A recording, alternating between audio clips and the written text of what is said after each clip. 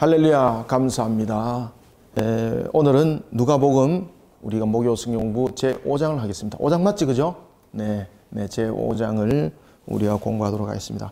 자, 여러분들, 제5장의 특징은 어떤 부분들의 특징들이 있는가 하면은, 자, 예수님께서 여러분 공생의 사역을 이루는 측면에서의 공생의 시작을 선언하게 됩니다. 그러면서 예수님께서 사역을 펼쳐나갈 때에 예수님께서 이 사역 과정 속에서 굉장히 중요한 부분들이 있는데, 하나는 공동체 속에서 일으키는 사역이 있고, 두 번째는 제자들을 통해서 일으키는 사역들이 있습니다. 공동체를 통해서 일으키는 사역은 예수님께서 둘째 아담으로서의 그 사역이 펼쳐진다면은, 제자들을 향한 사역은 예수님께서 일으켰던 이 사역의 연속성입니다. 그러니까 예수님께서 이루어졌던 십자가에 관한 구원에 관한 사역들이 전가되는 것에 관한 연속 사역이 누구를 통해서 이제 일어나는 겁니까? 제자들을 통해서 일어나는 겁니다. 그래서 제5장은 예수님께서 제자들을 이제 본격적으로 예수님의 사역에 부르는 장면이 등장하게 되는데, 이때에 이 제자들이 가지고 있었던 생업, 뭐 여러 가지 다양한 생업들이 있었죠.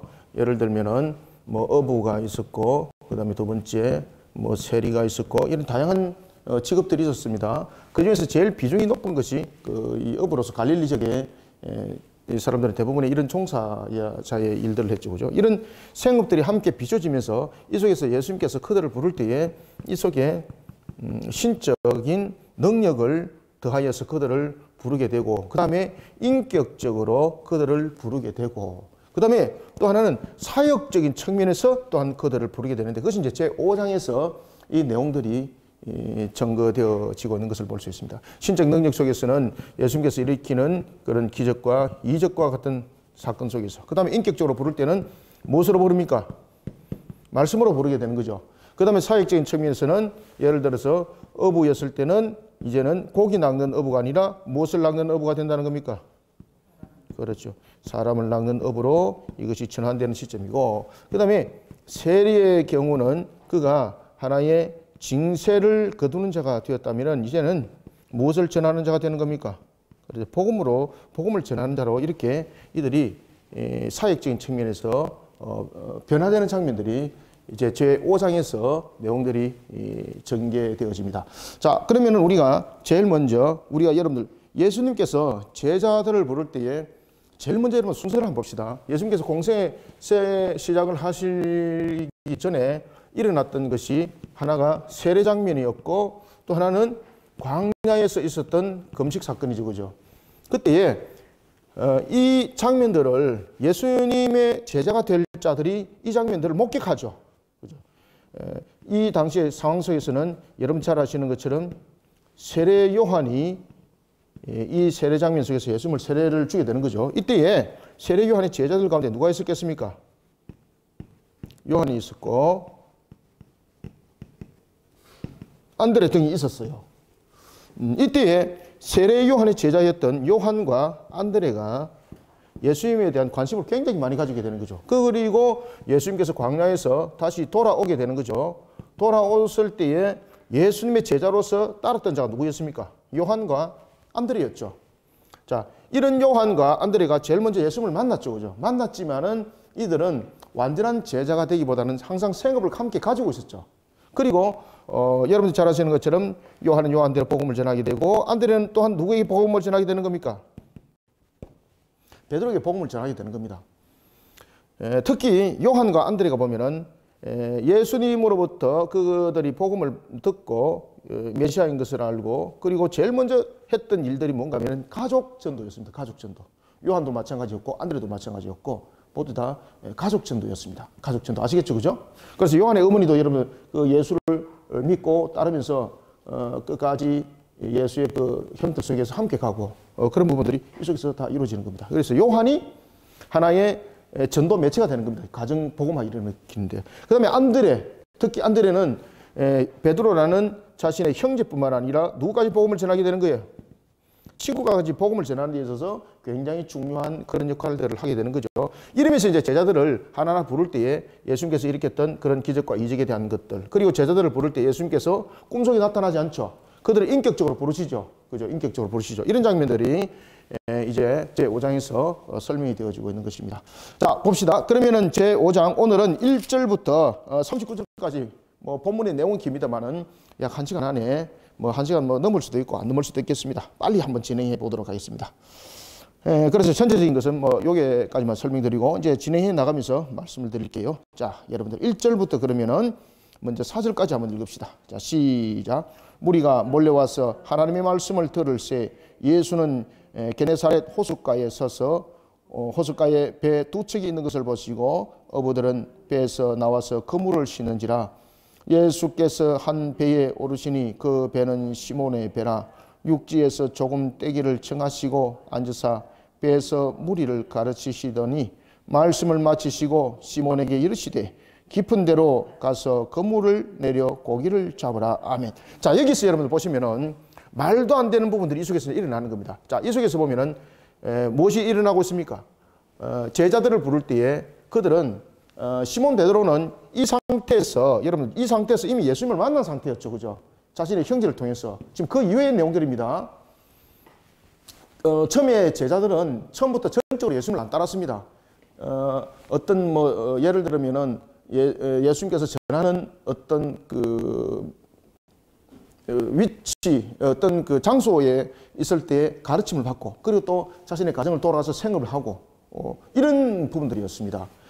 쉽게 말하면 비전임이었다는 거죠. 그때는 전임 비전임도 관계없습니다. 이런 상태에서 이제 예수님께서 12 제자들을 부르시고 불렀을 때도 12 제자들이 전부 다 전임 사역을 하지 않습니다. 이 가운데서 보면은 전임에 가까운 사역을 했던 사람이 누군가 하면은 바로 누구였겠습니까? 베드로와 요한과 야고보 세 사람이었습니다. 그래서 예수님이 어디든지 갈 때마다 이 세 사람이 따라다니던 이유는 이 세 사람은 전임 사역자에 가까운 그런 위치에서 사역을 했기 때문에 예수님과 항상 따라다녔고 다른 제자들은 잠깐 집에 갔다 오고 또 볼일도 보고 생업도 하고 이런 상태. 그 다음에 이들이 전적으로 이제 전임 사역을 할 때는 예수님께서 갈릴리를 지나서 남쪽으로 내려오실 때 예루살렘으로 올라갈 때 이제 집에서 이제 완전히 떨어져 버리잖아. 그죠? 그때는 이제 완전 전임 사역들이 12 제자가 되는 겁니다. 자, 그 전에 내용들을 이야기를 하고 있습니다. 자, 그 전에 호숫가에 배 두 척이 있었더라. 이때에 어부들이 있었는데 그 중에 한 사람이 누구였습니까? 베드로였죠. 베드로. 그죠? 예수님께서 베드로를 부르는 장면입니다. 이 장면이. 베드로가 그때 한참 그 어업을 하고 있었습니다. 그런데 밤새도록 물고기를 잡으려고 했는데 그들의 경험에 의하면은 분명히 그 시간에 물고기가 많이 잡혀야 됩니다. 그죠? 밤에. 특히 이제 밤에는 물고기를 잡기 쉬운 것이 그들이 낮에는 물고기들이 좀 깊이 아마 그 특징이 고기들마다 특징이 있는데 깊이 낮에는 이제 그 햇빛이라든지 이런 것들을 피해서 좀 깊이 들어가서 있고 그 다음에 좀 이렇게 해그름이라든지 새벽이라든지 이때는 이런 이제 그 작은 먹이들을 먹기 위해서 고기들이 수면으로 이렇게 조금 오르면은 어부들이 아무래도 도구를 통해서 고기를 잡기가 쉽겠죠. 그죠? 그래서 그들이 오늘 본문에 보면은 배들을 가지고 뭐라고 말하고 있습니까? 밤새도록 배를 나중에 뒤에 보면은 잡았다고 이야기하지 않습니까? 여기서 우리가 주목해야 될 것이 있습니다. 자, 예수님께서 제자들을 부를 때에 그냥 안 부릅니다. 예수님이 어떤 분인가를 확인시키는 거예요. 인격적 부름 속에서 예수님이 어떤 분인가를 확인시키고 예수님을 따르도록 하는 거예요. 자, 그물을 씻더라. 2절에 배 두 척이 있었는데 어부들이 있었다. 그런데 그물을 씻었더라. 이 그물을 씻었는데 이 물고기를 밤새 한 마리도 못 잡은 거예요. 특히 밤에는 이 해그름이라든지 그다음에 새벽이라든지 뭐 이런 데는 그 물 얕은 속에서 예를 들면은 야경 속에서는 물고기가 위에 수면에 뜨지만은 그다음에 낮에는 물고기가 밑으로 내려가기 때문에 이 깊이에 있는 것을 잡기는 힘들어요. 그죠? 그들의 장비로서는. 그럼 그들의 장비로서는 물고기를 잡을 수 있는 시간은 어느 시간입니까? 밤 또는 새벽. 그죠? 그러면 이 얕은 물가에 있는 것을 그물을 던져서 이 물고기를 잡을 수가 있는 거죠. 근데 물고기가 깊이 들어가 버리면 자신들이 도구로 가지고 이 깊이까지 물고기를 잡을 수 있는 능력이 없는 거죠. 그리고 자신들의 경험에 의하면 그 시간에 물고기 여기 떠올라와 있어야 되고 그물을 던지면 어김없이 잡혀야 되는 거예요. 그런데 놀라운 사실은 한 마리도 안 잡혔다는 거죠. 그런데 3절 이하에 보면은 그 밤새 작업을 한 배들이 있었는데 그 배들 중에서 물고기를 틀었는데 단 한 마리도 잡지 못한 배가 있었는데 그 두 척의 배가 있었는데 그 배에 올랐을 때 그 배가 누구의 배였습니까? 시몬의 배였어. 시몬의. 그죠? 베드로의 배였다는 거죠. 시몬의 배라 3절.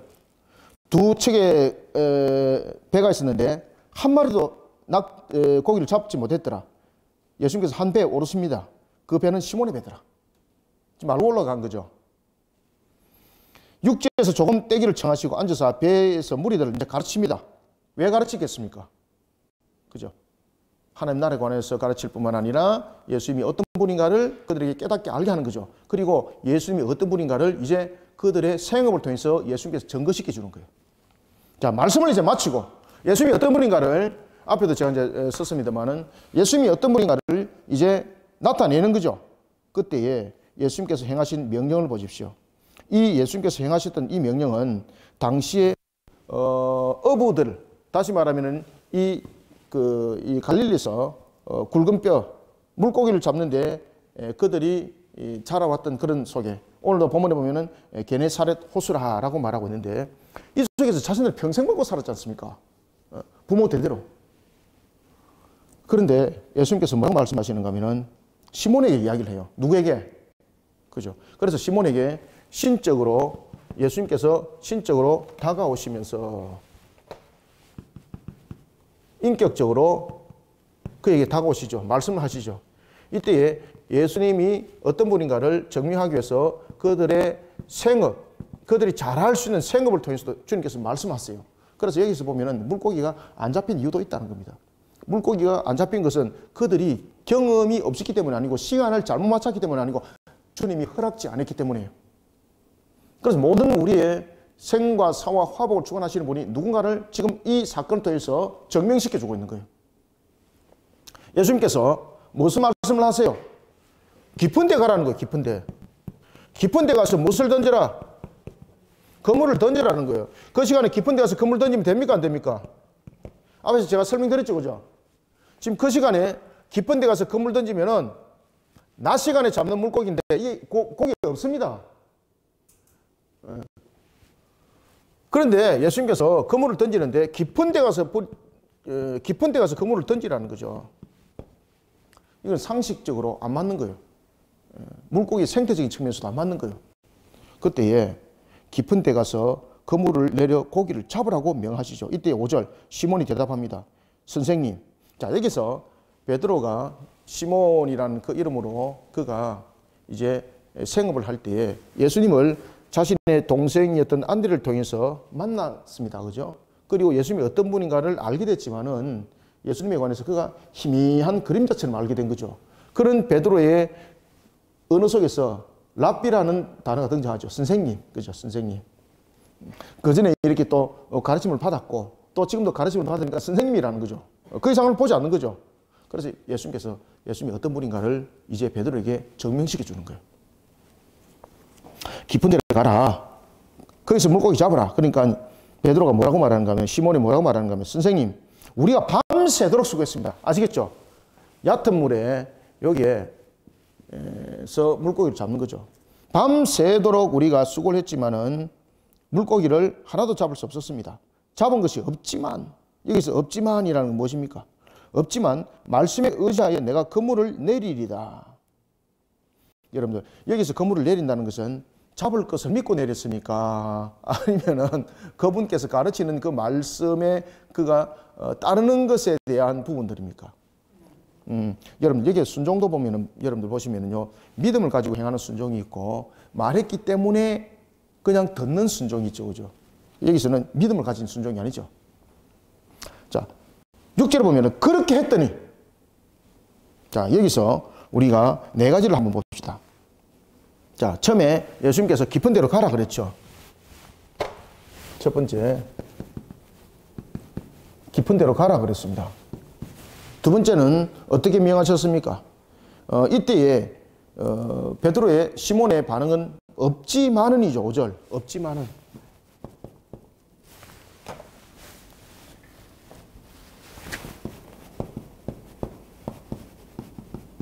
없지만은 믿음을 가지고 그물을 안 던졌다는 이야기입니다. 그 다음에 세 번째, 내리리라. 그가 예수님께서 그물을 깊은 데로 가서 내리라. 그 그물을 깊은 데로 가서 그물을 내려서 고기를 잡으라고 말씀하셨는데 베드로의 반응은 시몬의 반응은 없지만은 그 다음에 그의 반응은 또한 내리리다. 그죠? 내리리다. 잘 보십시오. 우리가 주님의 명령에 따를 때에 억지적 순종도 그 순종에는 결과적 열매가 있어요. 이 상태는 전적 믿음을 가지고 한 상태는 아니잖아요. 예를 들면 이 억지적 순종이지 않습니까? 선생이 하도 그렇게 하니까, 그죠? 마지 못했어. 그렇게 하는 순종이잖아요. 여기서 말하는 순종은 적극적 순종이 아닙니다. 또 여기서 말하는 것은 적극적 순종이라든지 믿음을 가진 순종이 아닙니다.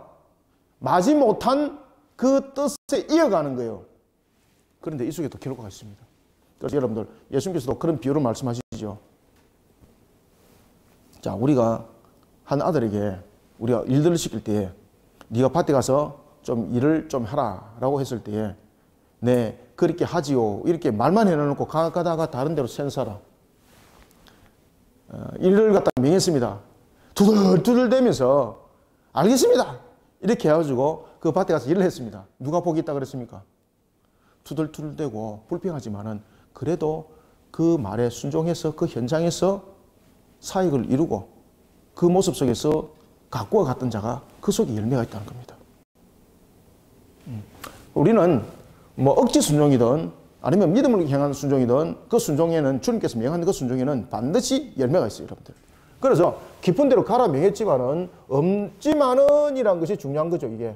없지만. 이 없지만은 이라는 것은 믿음을 가진 순종이 아니죠. 내리리다. 그죠? 내리리다 해서 내렸죠. 그 결과가 어떻게 했습니까? 그렇게 하니입니다. 그렇게. 네 번째는 그렇게 하니.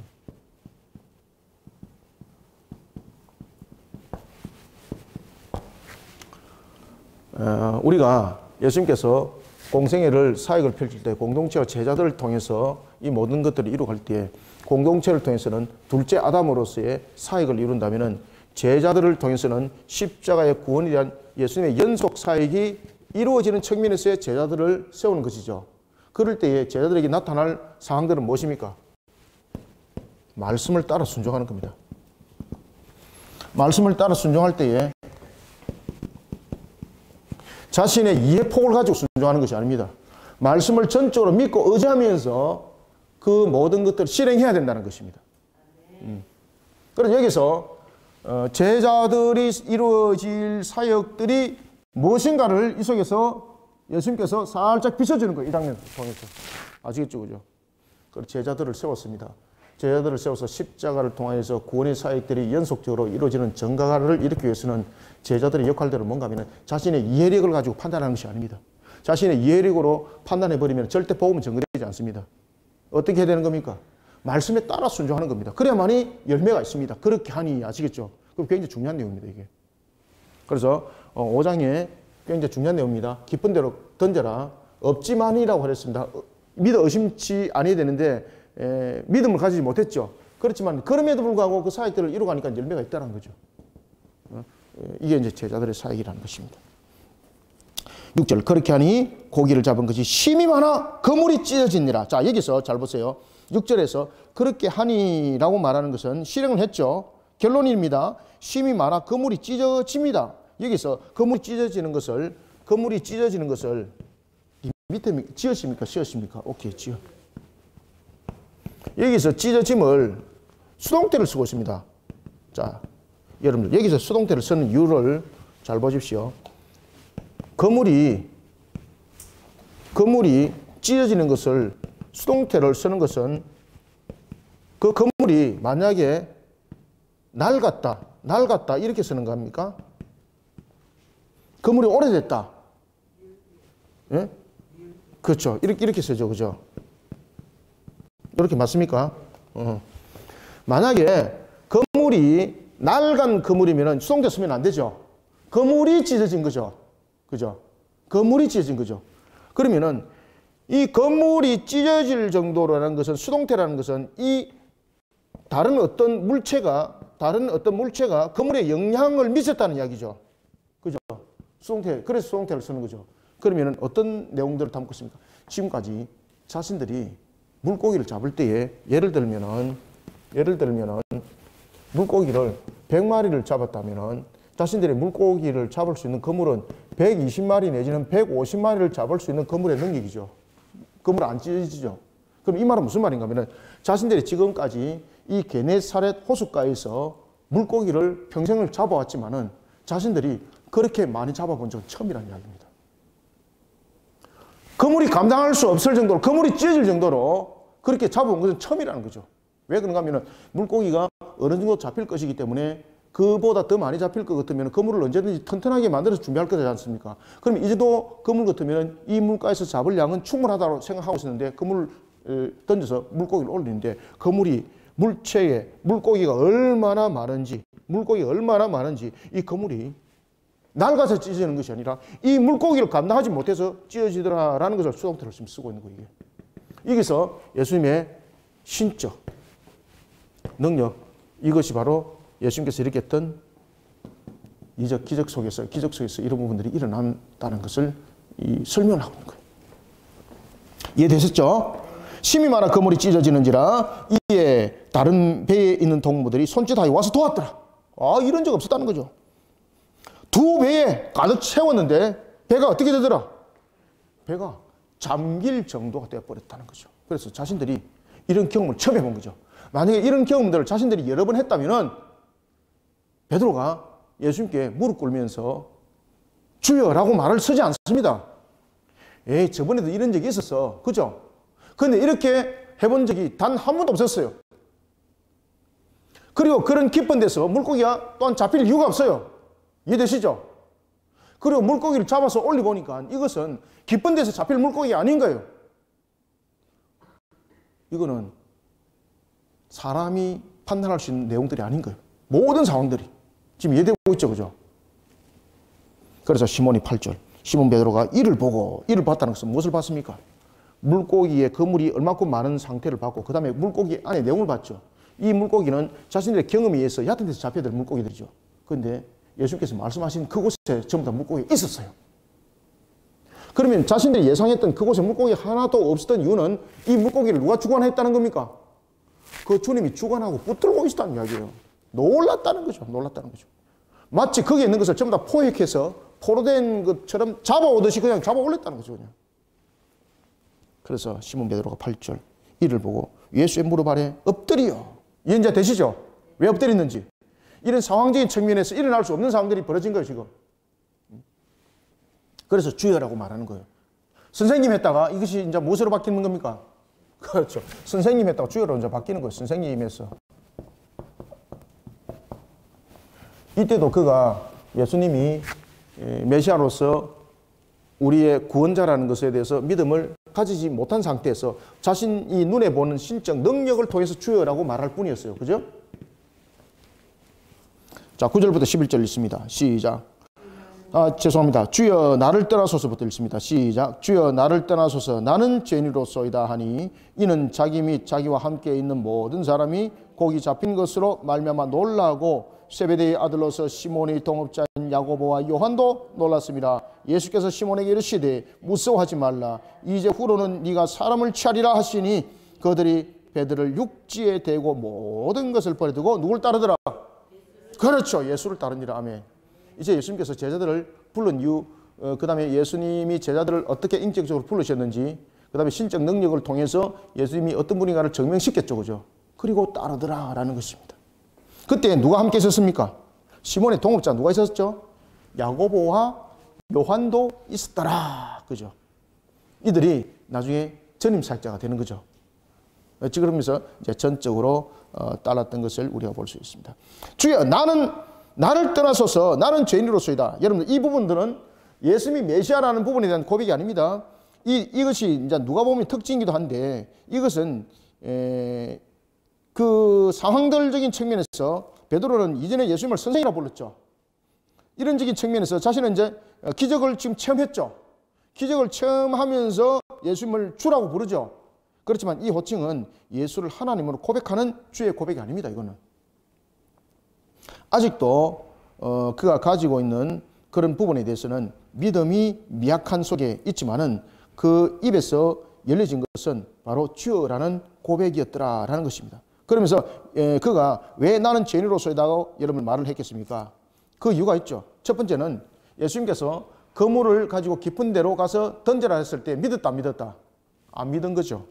그죠? 불신. 그 다음에 자신이 그 그물을 던졌을 때에 그 자신이 유익함을 얻을 것이라고는 생각도 못했죠. 그런데 이 모든 것을 예수님께서 채워주시더라는 것이죠.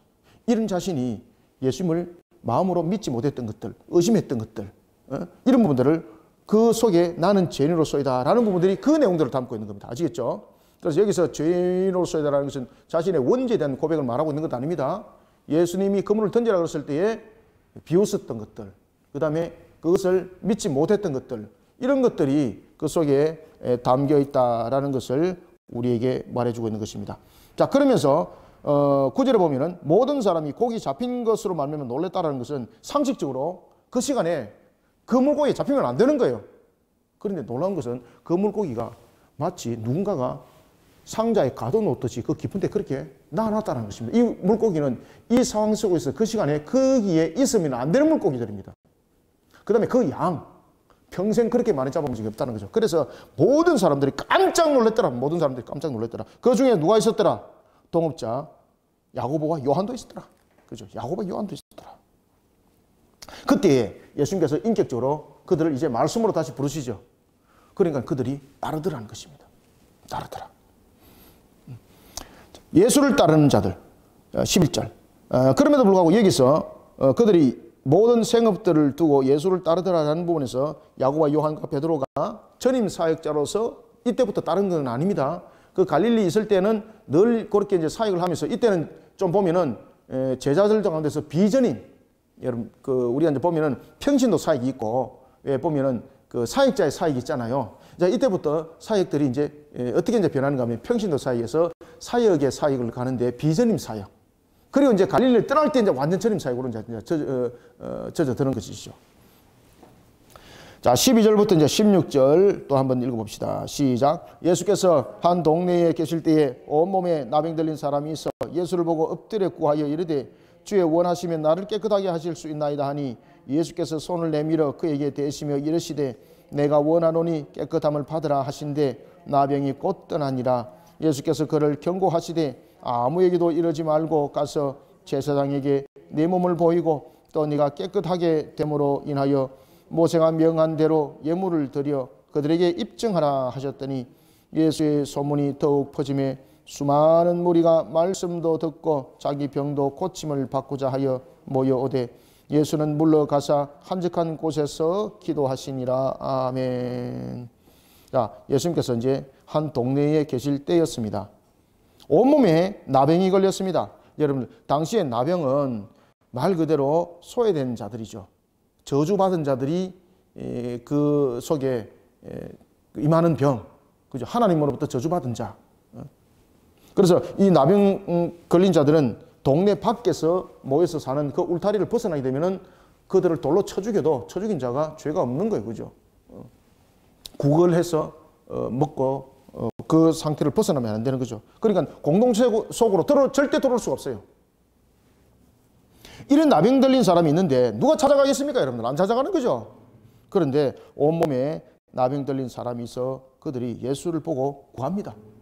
그러면은 일반 사람들 같으면은 그들이 구할 때에 그들과 함께 하지 않습니다. 그런데 놀랄 사실은 예수님께서 어떻게 합니까? 손을 내밀더라, 손을 내밀더라.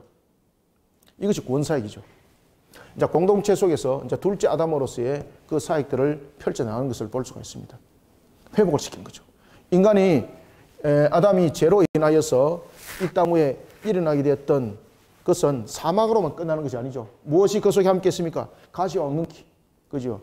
진노의 값, 저주의 값이 그 속에 다 있는데 이것이 예수님께서 일으키는 이제 공동체 속에서 둘째 아담으로서의 회복의 사역들이 이 속에서 일어나야 되는 겁니다. 그래서 예수님께서는 공생애를 시작하면서 사역이 두 가지로 펼쳐지는 거죠. 공동체 사역과 제자들을 향한 사역이 이루어지는데, 공동체 사역은 둘째 아담으로서의 회복을 일으키는 사역이 있어야 되는 것이고, 제자들을 향한 사역은 무엇입니까? 십자가가 이루어놓은 이 구원의 사역을 증가시키는 측면에서, 연속 사역이 이루어져야 되는 측면에서 제자들을 세우게 되는 것이죠. 그죠? 이런 사역들이 이 공생의 사역 속에서 두 가지 측면에서 펼쳐지고 있다는 것을 여러분들이 아셔야 되는 것입니다. 자, 이때에 그가 나병 들린 자가 나를 깨끗하게 할 수 있습니다 라는 부분에서 나병 환자에게 무엇이 있다는 것을 예수님께서 발견하셨습니까? 예수님이 어떤 분이라는 것을 소문을 듣고 그것을 믿었다는 거죠. 당신이면은 나를 깨끗하게 할 수 있습니다 라는 그 믿음. 그때 예수님께서 무엇을 내밉니까? 놀랄 사실은요, 여러분들 보시면은 예수님이 그를 향해서 손을 내민다라는 이 자체는 예수님 자신이 문둥병, 나병이죠, 나병. 죄송합니다. 이 나병 환자에게 손을 내밀게 되면은 예수님 자신이 부정해집니다. 그러면 예수님 공동체 못 들어가는 거죠. 그런데 예수님께서 이 나병 환자에게 무엇을 내밉니까? 손을 내미는 거예요. 손을 내미는 거. 공동체를 향한 둘째 아담으로서 회복의 역사, 구원의 역사를 일으키는 거예요. 그래 예수님께서 이 땅에 오신 목적이 이제 무엇인지를 공동체를 통해서 그 사역을 이루어놓는 것이고, 이런 것을 이제 제자들이 보는 거죠. 그리고 제자들은 그 사역들을 어떻게 하는 겁니까? 연속선상 속에서 그 사역들을 이루어가야 될 자들입니다. 그리고 이 두 개를 잘 구분하셔야 됩니다. 제자들을 세우는 이유, 공동체 속에서 예수님께서 일으키는 사역, 이런 부분들은 이런 내용들을 기초를 담고 있다는 것을 여러분이 명심하셔야 됩니다. 그때에 내가 원하노니 깨끗함을 받아라. 예수님이 누구라는 것을 다시 한 번 더 증명합니까? 하나님 외에는 치료할 수 없는 겁니다. 이것을. 그러니 곧 나병이 떠나더라. 예수께서 그들에게 경고합니다. 16절. 아무에도 이러지 말고 가서 제사장에게 네 몸을 보이라. 자, 여러분들, 예수님께서 자신의 신적 능력으로 치료했습니다. 그러면 자신을 소문내라고 말할 수 있는 거죠. 그런데 예수님께서 무엇을 지키도록 합니까? 율법을 지키도록 하죠. 그 율법의 제정은 누가 하셨습니까? 말씀이신 이분께서, 예수님께서, 그분께서 하신 거죠. 성자 하나님께서. 그것을 자신이 지켜나가는 겁니다. 특히 이 중풍병자를 통해서 아무에게도 말하지 말고, 첫 번째 누구에게 보이라?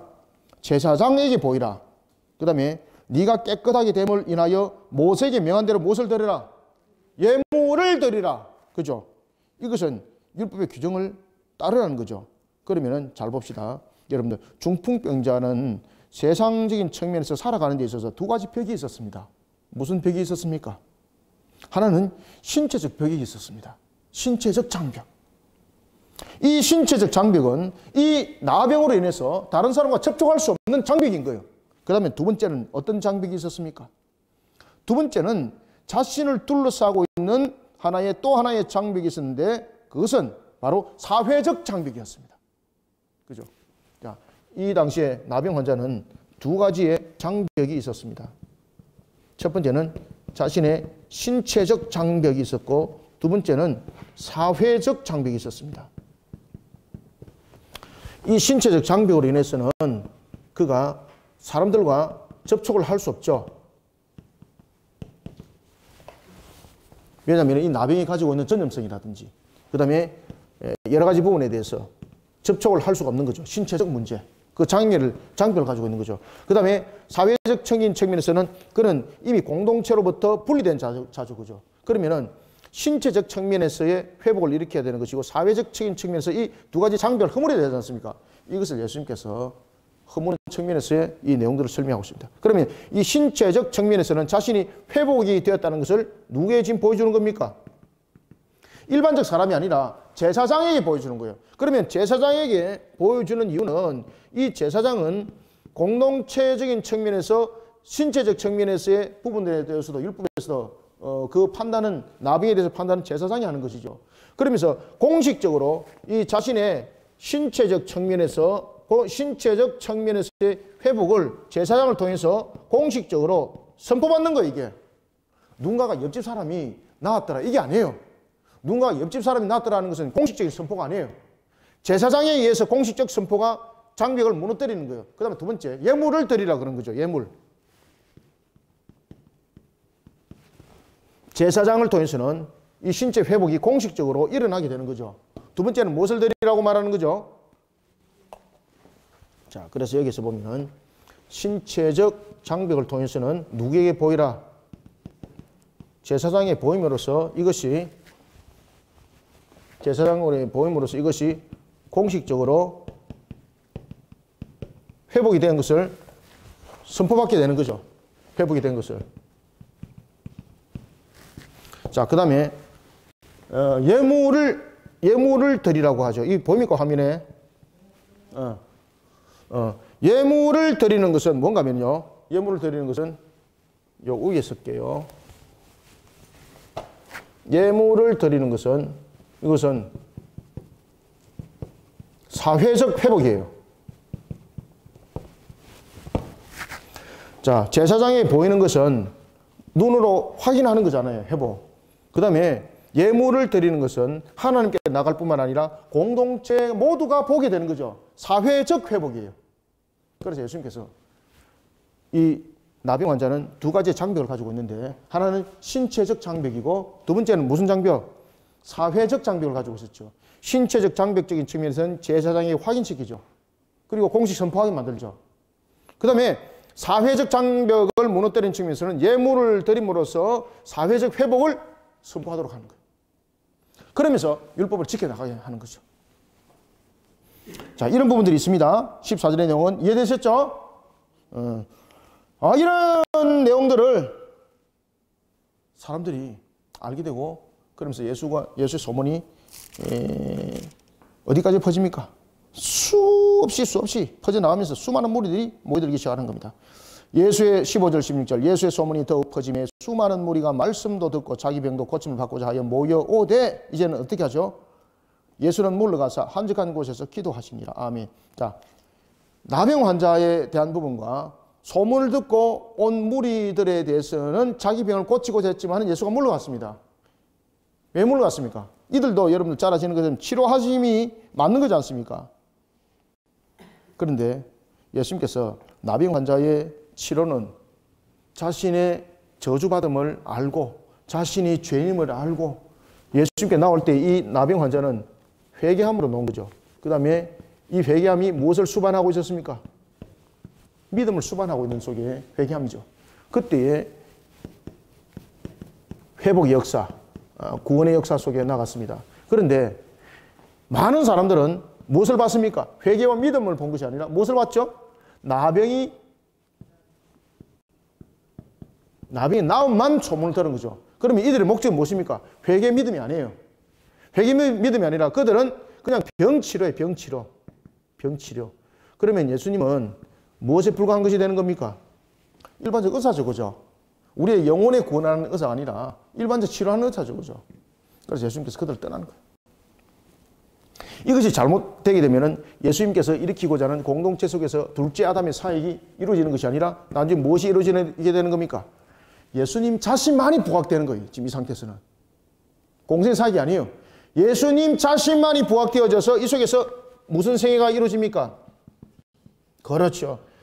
자기 생애가 이루어져요. 자기 생애. 그럼 공생애는 무효화되는 거예요. 무효화. 그래서 예수님께서 떠나시는 거예요. 이해되셨죠? 이제? 예수님께서 치료하시면 되는데 왜 그럴까? 그 이유가 있습니다.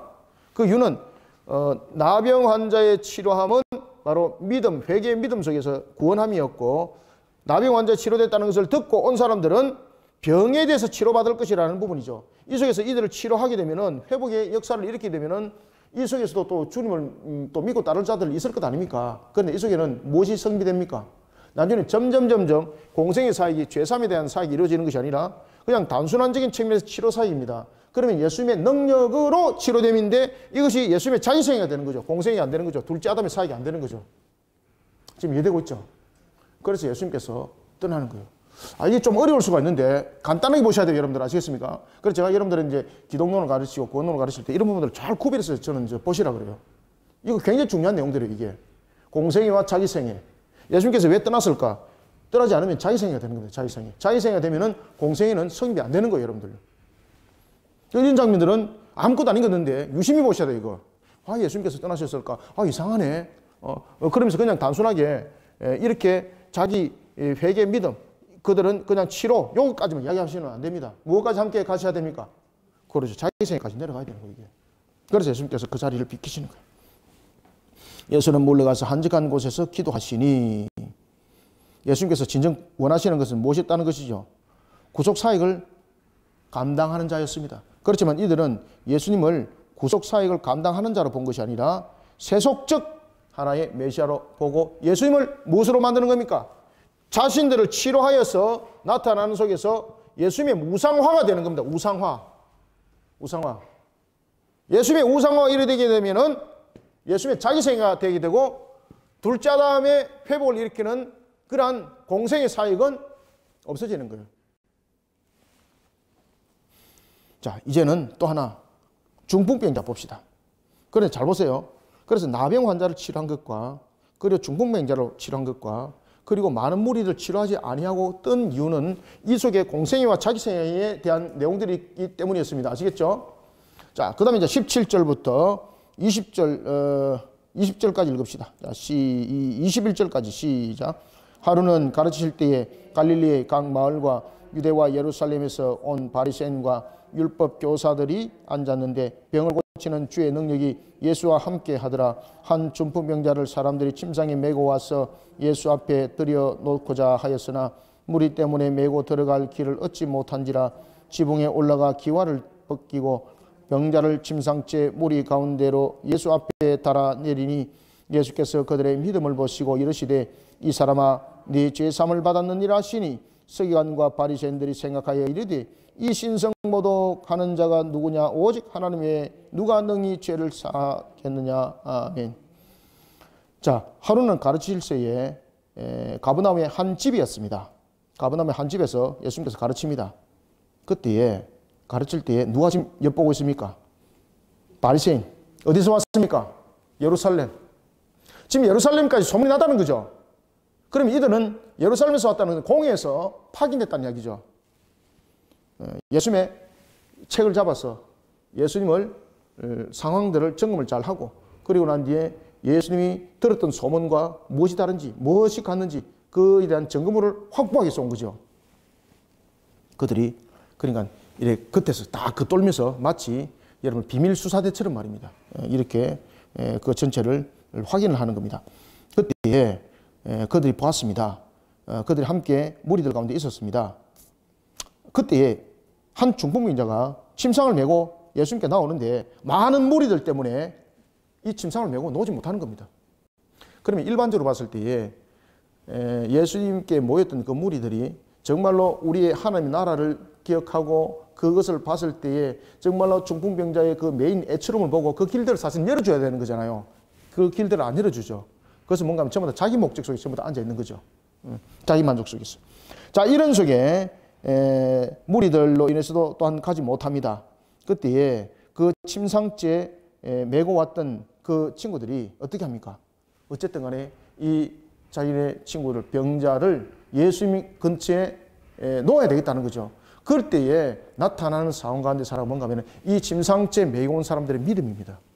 그죠? 자, 앞에는 보면은 나병 환자의 믿음이죠. 그죠? 나병 환자의 앞에는 나병 환자의 믿음이죠. 자, 뒤에는 누굽니까?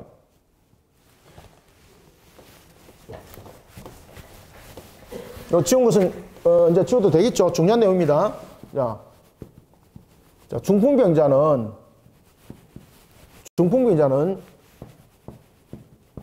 믿음을 가진 동력자로 인해서 그가 회복을 받습니다. 나병 환자는 그 자신의 믿음이었죠.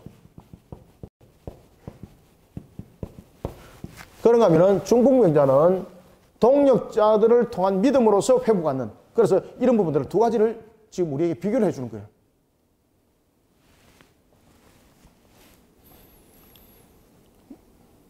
어, 19절에 보면은 무리 때문에 메고 들어갈 길이 얻지 못한지라. 이 침상을 메고 가던 자들이 어떻게 합니까? 지붕으로 올라가는 거죠. 그래서 그 당시에 이 지붕은 너와처럼 이렇게 그 나무로 이렇게 덮어서 이렇게 되어 있기 때문에 하나씩 떼내면은 밑으로 이렇게 갈 수가 있는 거죠. 그죠? 그 지붕을 벗기고 침상을 예수님 앞에 달아 메었습니다. 예수님께서 그 믿음을 보신 거예요. 누구의 믿음? 그렇죠. 동력자에 대한 믿음을 보신 거예요. 그죠? 함께한 믿음을 보신 거예요. 이 믿음을 보시고 예수님께서 말씀하십니다. 네 죄사함을 받았느니라. 여러분들, 치료하는 것과 죄사함을 받았느니라 가운데서 무엇이 쉽겠습니까? 치료하는 것이 쉽죠. 너 치료받았느니라. 죄사함은 오직 하나님만이 할 수 있는 거죠. 그때 21절 바리새인과 서기관들이 이렇게 말합니다. 이 신성모독하는 자가 누구냐? 마음으로 그렇게 생각했다는 거죠. 근데 이것을 예수님께서 다 읽으신 거죠. 이 신성모독을 한 자가 누구냐? 오직 하나님 외에는 누가 능히 죄를 살 수 있느냐? 그때에 22절 예수께서 그 생각을 아시고 신적 능력이죠. 대답합니다. 너희 마음에 무슨 생각을 하느냐? 23절 네 죄사함을 받았느니라 하는 말과 일어나 걸어라 하는 말 중에서 어느 것이 쉽느냐? 무엇이 쉽겠습니까? 여러분 무엇이 쉽겠어요?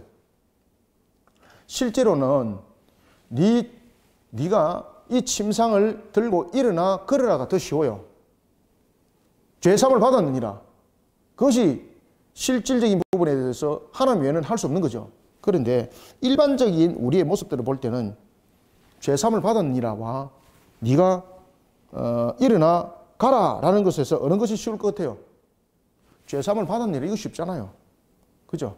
왜? 죄사함을 받아도 못 일어나면 먹으면 상관없는 거지 않습니까? 그런데 일어나라 그러면 일어나야 되는 거잖아요. 그런데 예수님께서는 그 모든 두 개를 다 하죠. 네가 이제 죄사함을 받았느니라. 그러면서 뭐라고 말합니까? 24절 하반절 일어나 네 침상을 가지고 집에 가라 그래요. 네 죄사함을 받았느니라 하는 말과 일어나 걸어라 하는 말이 어느 것이 쉽겠느냐? 병 고치는 능력은 그 당시에 예수 말고도 병 고치는 능력은 여러 사람들 속에서 그 발휘 되었습니다. 그럼 병 고치는 능력이 더 쉬워요, 여러분 아시겠습니까? 그런데 전체적인 군중적인 측면에서 보면은 죄사함을 받았느니라고 말을 던지는 측면에서는 죄사함을 받았느니라고 또 더 쉽죠, 그죠? 그런데 일반적 능력 속에는 보면은 그 당시에 예수 외에도 다른 사람들의 그러한 능력에 의해서 그 사람들이 치료받기도 했어요. 그러면 죄사함보다는 치료하는 것이 더 쉽죠, 그죠? 따라서 일어나 걸어가라 라는 말이 어떻게 보면 더 쉬울 수가 있어요. 죄사함은 왜 걸어가면 오직 하나님만이 할 수 있는 거죠. 그런데 예수님께서는 이 속에서 두 가지를 다 말씀하시죠. 너는 죄사함을 받았니라 라고 말하면서 일어나 이제 걸어나 가라가는 거예요. 영육간에 취하시는 신적 권능을 바라는 거죠. 만약에 예수님께서 너는 죄사함을 받았니라 하고 이 중풍병자가 일어나지 못합니다. 걷지 못합니다. 그러면은 신성모독이라는 곳에 예수님은 걸리게 되는 거죠. 그죠? 이 바리새인과 서기관들의 그 마음이 생각하고 있는 것처럼 저거 봐라. 이제 너가 죄사함을 받았니라 했다. 그런데 저 사람이 만약에 못 걸어가면은 너는 신성모독이야. 딱 이제 올무를 잡으려고 벼르고 있었죠. 그때 예수님께서 무엇이 쉽느냐라고 말을 하고 있지 않습니까? 그러면 일반적으로 그 당시에 일반적 사람들도 그러한 능력을 통해서 치료하는 능력들이 있었어요. 그러면 죄사함보다는 치료하는 것이 더 쉽겠죠, 그죠? 그런데 죄사함을 받은 일을 통해서 걸어가라는 걸 함께 말할 수 있는 것은 신적 권능, 신적 능력밖에 없는 거예요. 그러면 예수님께서 둘 중에 하나를 말하더라도 책 잡힐 수가 있는 거죠. 일어나 걸어라 했는데 걸어가지 못했습니다. 그런데 네가 죄사함을 받은 일을 하면 또 어떤 일이 벌어지는 겁니까? 신적 모독이 되는 거죠. 왜? 신도 아니면서. 그런데 여기서 예수님께서는 두 가지를 다 말씀하시면서 자신이 신적 권능을 바라는 자인 것을 증거하는 거죠. 그래서 너 죄사함을 받았느니라 하고 예수님께서 이렇게 말씀하십니다. 그러나 인자가 땅에서 죄를 사하는 권세가 있는 줄 너희로 알게 하리라 하시고, 아멘. 중풍병자에게 또 말씀하십니다. 내가 네게 이르노니 어떻게 일어나 네 침상을 가지고 집에 가라 하시매. 25절 26절 있습니다. 시작. 그 사람이 그들 앞에서 곧 일어나 그 누웠던 것을 가지고 하나님께 영광 돌리며 자기 집으로 돌아가니 모든 사람이 놀라 하나님께 영광을 돌리며 심히 두려워하여 이르되 오늘 우리가 놀라운 일을 보았다 하니라. 아멘. 이해되시죠? 그래서 예수님께서는 너는 죄사함을 받았느니라 라고만 끝냈습니다. 그러면 바리새인들과 서기관들에 의해서 신성모독죄가 적용이 되는 거죠. 자, 그 다음에 그냥 예수님께서 일어나 걸어가라 라고 말한다면 그 당시에는 예수님 말고도 다른 사람들도 그런 신비한 능력 속에서 사람들을 치료함이 있었어요. 그러면 예수님은 죄삼이라는 부분을 빼고 너 일어나서 치료함을 받았느니라 가라 그러면은 이것은 그냥 신비한 능력을 가진 자예요. 그런데 예수님께서는 이 두 가지를 다 말씀하시죠. 그래서 예수님께서는 무엇이 쉽느냐라고 말할 때 여러분들 무엇이 쉽겠습니까? 일반 사람들이 치료할 수 있는 그 능력이 신적 능력보다도 더 쉬운 거지 않습니까? 그래서 예수님께서는 내가 신적 능력으로 이 일을 어떻게 회복시키는지 보라는 거죠. 그래서 너 죄사함을 받았느냐까지 말씀하시고 거기서 안 끝내고 어떻게 하셨습니까? 너는 거기서 침상에서 일어나서 이제 너의 집으로 가라! 그때 어떤 일이 일어났습니까? 곧바로 일어나더라. 뭐 이틀 뒤에 일어나더라. 3일 뒤에 일어나더라. 이러면은 아니잖아요. 다른 영향에 의해서 일어난 거잖아요. 오늘 본문에 보면 25절 보십시오. 곧 일어나. 말씀이 떨어짐과 동시에 곧 일어나. 바로 그 신적 능력으로 일어났다는 거죠. 그러니 모든 사람들이 놀랍게 여기고 하나님께 영광을 돌리다. 만약에 그가 안 일어났다면은 바리새인과 서기관들이 예루살렘에서 파견된 바리새인과 서기관들이 예수님을 어떻게 했겠습니까? 공격을 하는 거죠. 공격을. 이 상황들을 보고 깜짝 놀랄 뿐만 아니라 이들도 꼼짝 못하는. 자, 그 이후에 27절부터 그 이후에 잡읍시다. 30절까지 시작. 그 후에 예수께서 나가사 레위라 하는 세리가 세관에 앉아 있는 것을 보시고 나를 따르라 하시니 그가 모든 것을 버리고 일어나 따르니라. 레위가 예수를 위하여 자기 집에서 큰 잔치를 하니 세리와 다른 많은 사람이 함께 앉아 있는지라. 바리새인과 그들의 서기관들이 그 제자들을 비방하여 이르되 너희가 어찌하여 세리와 죄인과 함께 먹고 마시느냐. 아멘. 자, 이들이 어떤 방향이든 간에 예수님을 책을 잡으려고 예수님 주변을 항상 마치 비밀 경찰처럼 지금 늘 이렇게 따라다니는 거죠. 자, 그 이후에 예수님께서 레위라는 사람을 만나게 되는 거죠. 레위도 예수님을 찾아가기 전에 예수님이 레위를 만나게 되는 거죠. 예수께서 나가사라는 거죠. 이것은 예수님께서 레위를 만나는 측면에서 능동적인 모습을 말하고 있는 겁니다. 여기서 레위는 누굽니까? 마태입니다. 처음에는 예수님께서 제자를 부를 때에 베드로와 그리고 누구를 불렀습니까? 야고보와 전임 사역자 나서 세 사람을 부른 장면들을 이제 설명했고, 그리고 난 뒤에 공생의 사역에 대해서 또 한번 설명했죠. 그리고 난 뒤에 또 다른 제자 마태를 부르는 장면을 설명해요. 이때에 마태는 세리였습니다. 세리는 무엇인가 하면 세금을 거둔 징수원이었습니다. 로마 정부로부터 어떤 업을 하나의 1년의 예산을 사는 거죠. 그 당시에 이 세리는 이 세금을 거두는 자였는데 로마 정부가 거두는 세금을 대신해서 거두는 자입니다. 그러면은 이런 사람들은 예를 들어 두 가지 방법이 있습니다. 하나는 1년치 부분을 자기가 로마 정부에 다 예탁하고 그리고 자신이 열심히 거두는 겁니다. 그 다음에 두 번째는 할이, 프로를 먹는 겁니다. 예를 들면은 자신이 100을 거두게 되면은 로마 정부에 예를 들면 80을 주고 자신은 20을 먹고 이런 방법들이 있었어요. 아시겠죠? 그래서 예를 들어서 세리 가운데서도 재정적인 능력이 있는 사람 같은 경우는 1년치에 대한 부분들을 전부 다 징수를 다 하고 자신이 그 세금을 징수하는 거죠. 그래서 그런 세리들은 억수로 포악하죠. 군사들의 힘을 빌려가지고 막 떠내는 것까지 다 뜯어내는 거죠. 마태 세리도 마찬가지였습니다. 레위도 마찬가지였습니다. 이 마태가 세리였습니다. 로마 정부의 세금을 대신 거둬주고 그리고 할애를 먹는, 그럴 때에 이 세리는 유대인들 입장에 봤을 때는 누굽니까? 매국노입니다. 매국노.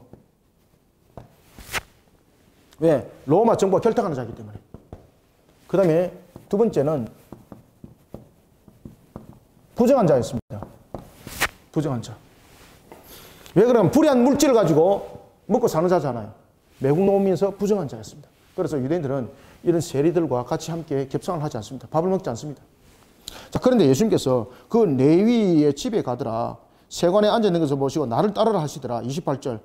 그럴 때에 마태가 예수님을 따르죠. 그리고 레위인 마태가 예수님을 위해서 자기 집에서 큰 잔치를 베풉니다. 왜? 유대인들 가운데서 자신을 이렇게 인정해 준 자는 없었거든요.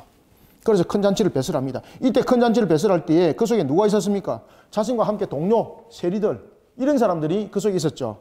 그때 30절, 바리새인과 서기관들이 초대됐을까 안 됐을까요?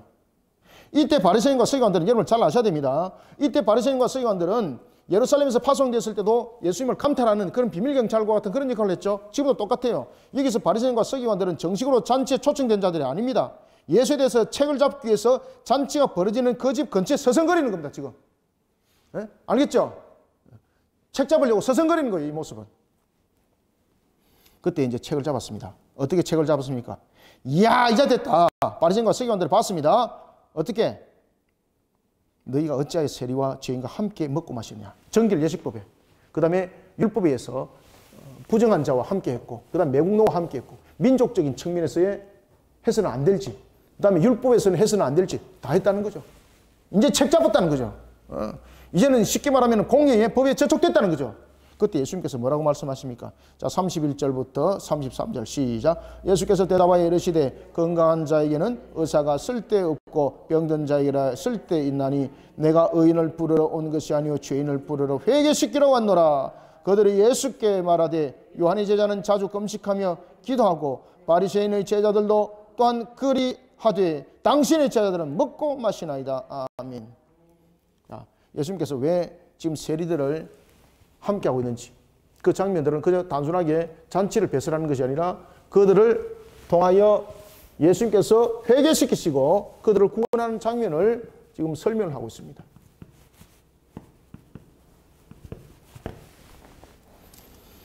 모든 사람은 다 여러분들 죄인이죠. 여러분들 이 세상에서 영적으로 죄가 없이 깨끗한 건강한 사람이 몇 명 있을까요? 단 한 명도 없어요. 그런데 여기서 바리새인과 서기관들은 자신들은 죄가 없는 건강한 자들로서 여기고 있고, 그리고 바리새인들은 바로 병든 자들이라고 죄인들이라 말하고 있습니다. 그때 예수님께서 말씀하십니다. 나는 건강한 자를 위해서 온 것이 아니다. 그럼 여기서 건강한 자는 말대로 이야기한다면 두 가지로 분리할 수 있습니다. 이 땅에는 건강한 자가 아무도 없습니다.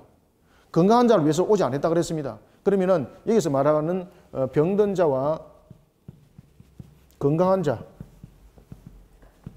비교가 되는 겁니다. 여기서 병든 자라는 것은 사실은 우리가 원죄 가운데 놓여 있다는 것이고, 여기서 건강한 자라는 것은 죄가 없는 상태에서 죄 없는 상태에서 모습인데, 지금 여기서 비유적인 측면에서 말하고 있는 것은 이 건강한 자를 위해서 오지 않았다는 거죠. 그럼 여기서 그 자신들이 스스로 건강하다고 여기고 있는 자들이 누구였습니까? 바리새인과 서기관들이었습니다. 너희들도 병든 자들인데 너희들이 스스로 건강하다고 생각하고 있는데 착각하지 마라.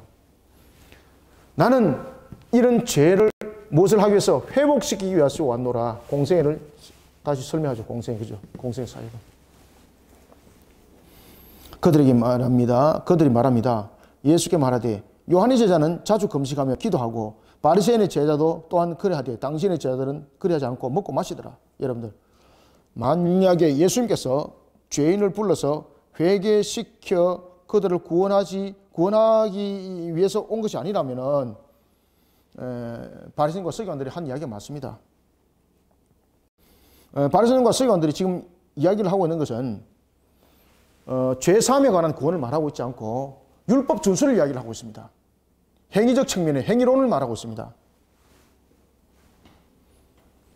예수님께서 말씀하시기를 자신이 온 목적은 바로 공생애를 이루기 위함이었고, 그리고 죄인을 회복시키기 위한 측면에서 온 의사라는 측면이죠. 병든 자 입장에서 봤을 때. 그러면 온 인류는 병든 자의 모습인 거죠. 그런데 바리새인과 서기관들은 이런 모습 속에 자신들은 건강한 자처럼 비추고 있는 건데 이들에게는 구원함이 없다는 거죠. 그때 이 바리새인과 서기관들이 율법의 준수를 가지고 또한 태클을 겁니다. 우리는 먹고 마심에 있어서 자주 금식을 한다. 여러분, 그 당시에 이 금식에 대한 부분들은 마치 율법과 같은 그런 내용들을 가지고 있습니다. 그래서 일주일에 두 번씩 이렇게 금식을 하는 그런 내용들이 있었고, 그 당시에 이제 또한 금식은 온종일 하루를 금식하는 것이 아니라 6시를 기준으로 해서 6시 전에 식사를 하지 않고 이제 6시 이후에 식사를 하고 이런 부분들의 금식도 있었죠. 그런 이제 형식적 금식.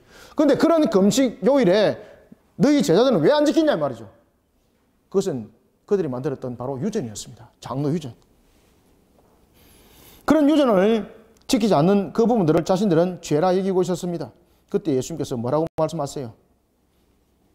자, 33절부터 35절까지 읽습니다. 시작. 그들이 예수께 말하되 요한의 제자는 자주 금식하며 기도하고 바리새인의 제자들도 또한 그리하되 당신의 제자들은 먹고 마시나이다. 예수께서 그들에게 이르시되 혼인집 손님들이 신랑과 함께 있을 때에 너희가 그 손님으로 금식하게 할 수 있느냐? 그러나 그날에 이르러 그들이 신랑을 빼앗기리니 그날에는 금식할 것이니라. 아멘.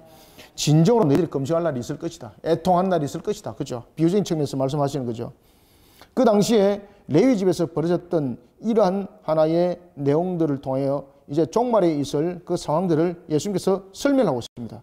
하나님의 용서를 받고 그리고 하나님의 통치에 참여하는 자들이 벌리는 잔치, 그 잔치에 금식할 이유가 있느냐? 그죠? 금식할 이유가 없는 거죠. 그러면 실질적으로 우리가 금식해야 될 이유는 무엇인가? 우리가 실질적으로 금식을 해야 될 이유 중에서 가장 중요한 것은 애통함이죠. 그 다음에 죄에 관한 회개함이죠. 죄사함에 대한 내용들을 담고 있는 것이죠. 그런데 이들 속에서 가지고 있는 이 금식은 어떤 의미를 가지고 있는가 하면 율법적 행위론을 지금 설명하고 있는 거죠. 예수님께서 말씀하십니다. 그날에 이르러 그들이 신랑을 빼앗기리니 그날에 금식하리라. 너희들이 진짜로 애통할 날이 올 것이다. 그렇죠? 진짜 애통할 날이 올 것이다. 율법적, 형식적 그러한 금식 속에 매여 있는 그들을 향한 예수님의 질타였습니다. 실제로 유대인들은 이 금식 행위를 굉장히 중요하게 여겼습니다. 왜냐하면 이것을 그들의 무엇과 연결시켰습니까? 경건한 행동으로 연결시키고 있었습니다. 경건한 행동. 아시겠죠? 그들의 금식은 이 회개가 아닙니다. 지금 그 바리새인들이 말하는 그 금식은 이 회개함이 아니고 죄삼이 아닙니다. 원래 여러분 금식은 죄삼이죠. 특히 우리가 7.7절에 관해서 그 부분들도 우리가 이제 다루고 있죠. 그죠? 우리가 보면은 대회개일에 민족 대회개일에 그들이 종일토록 금식하잖아요. 종일토록 금식하는 이유는 무엇입니까? 굶는 행위가 아닙니다. 죄에 대한 회개입니다. 죄에 대한 회개. 그런데 이들은 금식이 죄에 대한 회개가 아닙니다. 죄에 대한 회개가 아니라 이것이 경건한 어디에 해당되다고 보는 겁니까? 경건한 행위에 보는 겁니다. 경건한 행위에. 그래서 일주일에 2번씩 금식하는 그 부분들, 6시까지 먹지 않고 6시 이후에 먹고 뭐 이런 것들, 이것을 죄에 대한 회개함으로써 금식이 아니라 경건한 하나의 행위로 본 것이죠. 그때서 예수님께서 말씀하십니다. 너희들이 금식의 진정한 의미를 모르고 있구나. 너희들이 지금 주님이 오셨잖아요. 주님이 오셔가지고 죄인들과 함께 여러분들 예수님께서 그들을 천국잔치에 초청하고 있는데 이런 금식들이 어울립니까? 안 맞는 거죠. 예수님께서 그들의 죄사함을 받아들였습니다. 그러면은 그 속에서는 이제는 천국잔치라는 기쁨이 화목제가 일어나야 되는 거잖아요. 화목제가. 그런 측면에서 기쁨을 함께 나누고 있는데 그들은 이런 경건한 행위를 하지 못한 부분에 대한 금식을 가지고 이제 태클을 거는 거죠. 그때 예수님께서 말씀하십니다. 너희들이 금식에 대한 정확한 의미를 모르구나. 너희들이 진짜로 금식할 날이 올 것이다. 그때가 언제입니까? 바로 종말 때에 너희들이 애통하는 날이 올 것이다. 신랑이 빼앗기리니 그날에 금식할 것이다. 라는 것은 이제 종말에 나타날 그 내용들, 그 상황들, 십자가뿐만 아니라 종말에 나타날 그 상황들. 그리고 이제 심지어 이제 일어날 상황 속에서 우리가 나타나고 있는 애통하는 그 기간들, 이런 부분들이 이제 어떻게 일어나는지를 예수님께서 설명하는 거죠. 그래서 그 날에라는 것은 예수님께서 순환을 받고 죽어서 무덤에 묻히는 그 날, 신랑이 뺏기리니, 그죠? 그 날에 금식하리라. 애통. 그 다음에 또 두 번째 애통은 또 어떤 부분에서 생기는 겁니까? 구원받지 못한 자들의 애통. 우리가 여러분들이 잘 아시는 것처럼 열처녀 비유 나타나죠. 그죠? 5처녀가 돌아와서 문을 두들겼지만은 나는 너희들을 모른다. 그들이 애통이 하더라. 그죠? 그 애통. 그런 부분들이 일어날 것이다. 그래서 여기서 말하는 이 그날에라는 것은 금식은 두 가지 측면을 다 담고 있습니다. 그러나 그날에 이르러 신랑을 빼앗기리라는 것은 앞에 그날은 무엇을 말하고 있습니까? 예수님께서 순환을 받고 죽어 장사될 때 그날에 너희들이 애통할 것이다. 두 번째, 그날에 금식할 것이다. 라는 또한 그날에는 또한 두 번째 의미를 또 함께 담고 있는데 그것은 바로 뭔가 하면 열처녀 비유와 함께 마찬가지로 구원받지 못할 자들이 애통할 날이 있을 것이다. 라는 것입니다.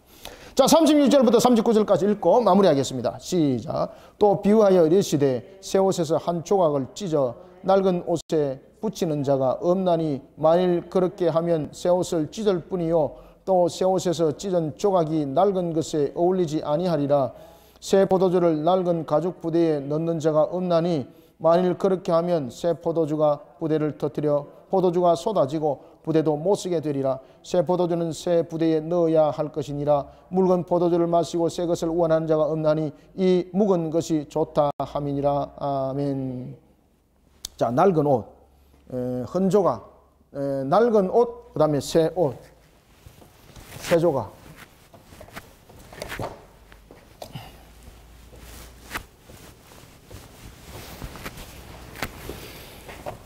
자, 여기서 이제 설명하고 마무리할게요.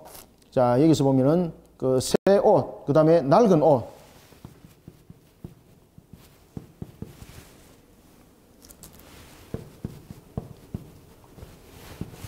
그 다음에 또 무엇이 등장합니까?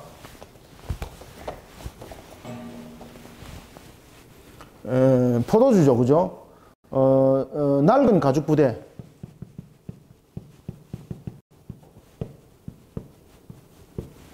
그 다음에 새 부대. 자, 여기서 이제 말하는 부분들은 이제 비유적인 측면에서 이 내용들을 설명하고 있죠.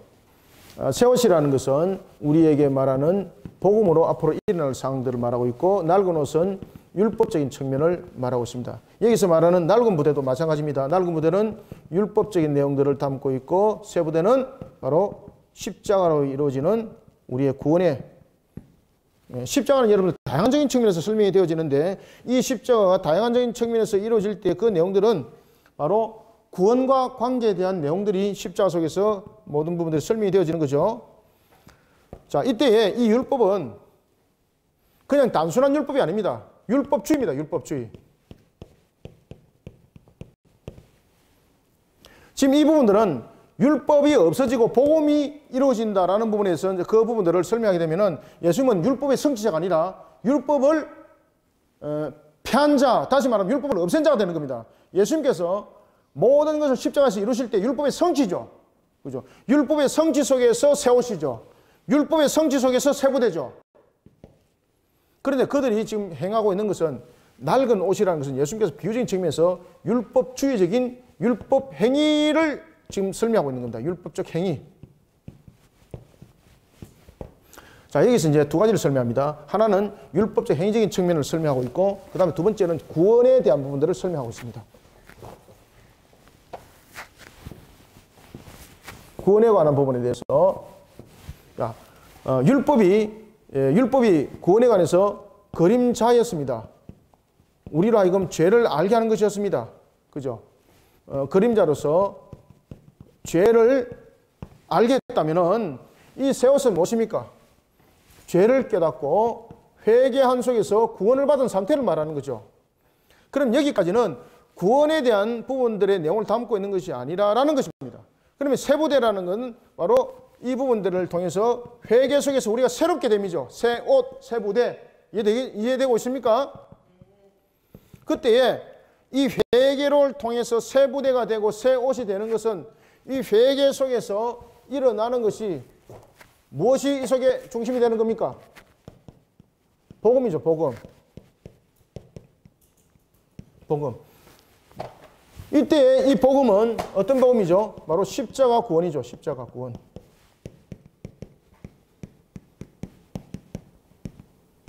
이 십자가 속에서 무엇이 이루어졌습니까?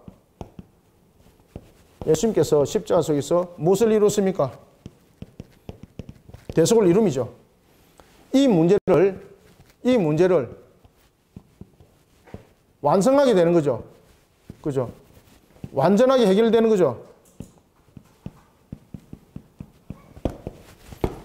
이 부분을 다 설명하고 있는 거예요.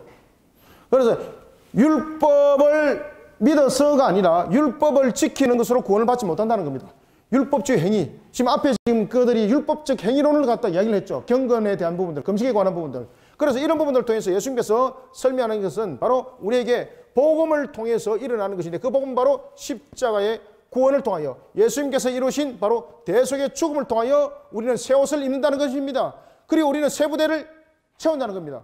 따라서 낡은 옷을 가지고 새 옷에 연결시키게 되면 이 옷은 다 터지게 되는 거죠. 뿐만 아니라 낡은 가죽 부대에 새 포도주를 넣었습니다. 그러면 이 새 포도주가 하나의 평창의 효과를 가지게 되는 거죠. 이것이 하나의 익어져서 가스가 유발되게 되면은 이 낡은 부대는 터지게 되는 거죠. 바로 그런 내용들을 통해서 비유를 설명하는 거예요. 자, 낡은 옷이 흐려져서 구멍이 났습니다. 그러면은 이 새 옷을 베어가지고 연결을 시켰습니다. 그러면 새 옷도 버리게 되고 낡은 옷도 버리게 되고 다 버리게 되는 거죠. 우리가 율법주의로서는 구원을 받지 못한다는 이야기입니다. 율법적 행위론 속에서는 구원이 없다는 이야기입니다. 그래서 그것을 낡은 옷과 낡은 부대로서 예수님께서 비유적인 측면에서 설명하고 있는 거예요. 그리고 이 새 옷이라는 것은 다시 말하면 율법과 완전히 상관없는 것을 말하는 것이 아니라 이 새 옷은, 새 부대는 바로 무엇의 이루어심입니까? 율법의 완성적인 측면에서의 내용들을 담고 있는 겁니다. 그러면은 율법은 우리로 하여금 그림자로서 죄인이라는 것을 알게 하는 거죠. 우리로 하여금 몽학 선생으로서 우리로 하여금 죄를 알게 하는 그런 역할이 율법인 거죠. 그런데 이들은 율법주의자가 된 거죠. 율법 행위론자가 된 거죠. 이 속에는 구원이 없는 거죠. 그래서 낡은 옷, 낡은 가죽 부대라고 말하는 거예요. 무엇으로 연결돼야 되는 겁니까? 죄사함에 대한 회개함으로 연결돼야 되는 것인데 이 상태에 머물러서는 구원이 없다는 거죠. 이 상태는 우리에게 죄인이라는 것을 알게 하는 측면에서의 율법인 것이고, 그리고 진정한 내용들은 이러한 죄를 알고 깨닫고 십자가로 우리의 죄를 대속하여 이루신 그 십자가 안에 들어왔을 때에 회개함의 구원이 있다라는 것을 새 옷과 새 부대로 설명을 하고 있었던 것입니다. 이해되시죠? 그래서 예수님의 복음은 유대인들의 율법주의적 그런 전통과 조화가 될 수 없다 이 말입니다. 율법주의적 전통과 조화가 될 수 없다 이 말이에요. 그들은 율법적 전통주의를 가지고 그들이 선민인 것을 그들은 표현했습니다. 그죠? 이런 것을 가지고 그들은 자신들이 선민이라는 것을 표현했습니다. 그런데 예수님께서는 율법은 우리가 죄인이라는 것을 알게 하는 하나의 그림자 역할, 모학선생이라는 거죠.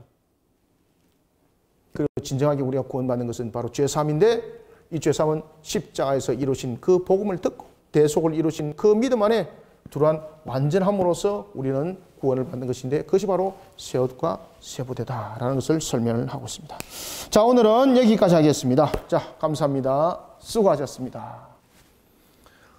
살아계신 아버지 하나님, 주께서 베푸시는 은혜를 감사드립니다.